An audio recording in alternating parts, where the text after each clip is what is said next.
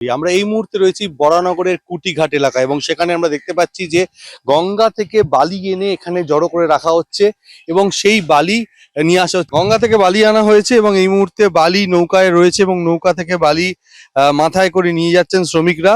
একেবারে প্রকাশ্য দিবালোকে সকলের সামনে এইভাবে বালি তোলা হচ্ছে এবং গঙ্গার বালি নিয়ে আসা হচ্ছে। এর আগে আমরা দেখেছিলাম যে কামারহাটিতে গঙ্গা থেকে বালি তোলা হচ্ছিল এবং সেখানে পুলিশের হস্তক্ষেপে সেই বালি তোলার কাজ বন্ধ হয়েছে, কিন্তু আবার আমরা দেখতে পাচ্ছি বরানগরের কুটিঘাট এলাকা, সেখানে অবাধে নদীর বালি তোলা হচ্ছে এবং সেই বালি।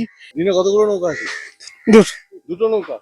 उधर से लाता है खर्दा खर्दा খর্দা থেকে তুলেছেন? খর্দার কোন জায়গা থেকে? वो खर्दा मसान घाट মশানঘাট। হ্যাঁ। কখন তোলা হয় এটা? और 4टा समय 3टा हाँ তারপর ওখান থেকে এখানে নিয়ে আসা হয়। हाँ রোজ রোজ তোলা হয়? हाँ কতগুলো নৌকা তোলা হয়? 1 टन हुआ আবার কালকে তোলা হবে? हाँ আর পুলিশ কিছু বলে না? बोले পুলিশ বাধা দেয়? हाँ बता दे অন্ধকারে লুকিয়ে তোলো তোমরা? हाँ हाँ बंद बोलता करने के लिए। এবং আমরা এই মুহূর্তে রয়েছি গঙ্গা এবং দেখা যাচ্ছে সামনেই বালির ব্রিজ এবং বালির ব্রিজ থেকে বেশ কয়েক কিলোমিটার দূরে খড়দায় গঙ্গার মাঝখান থেকে তারা বালি তুলছেন ভোরবেলা এবং বাড়ি তুলে নৌকা বোঝাই করে এবং প্রতিদিনই এরা এক নৌকা করে বালি নিয়ে আসেন। কতটা বালি নিয়ে আসেন প্রতিদিন? 1 नौका কতজন কাজ করেন আপনারা?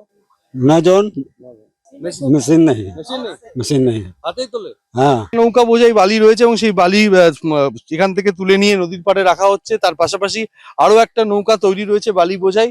অর্থাৎ এভাবেই খড়দা এলাকা থেকে গঙ্গা থেকে বালি তুলে নিয়ে আসা হচ্ছে এবং বরানগরের কুটিঘাটে সেই বালি ফেলা হচ্ছে। এবং কিভাবে এই বালি অবাধে নদীর তোলা হচ্ছে তার উত্তর এখনো পর্যন্ত পাওয়া যাচ্ছে না।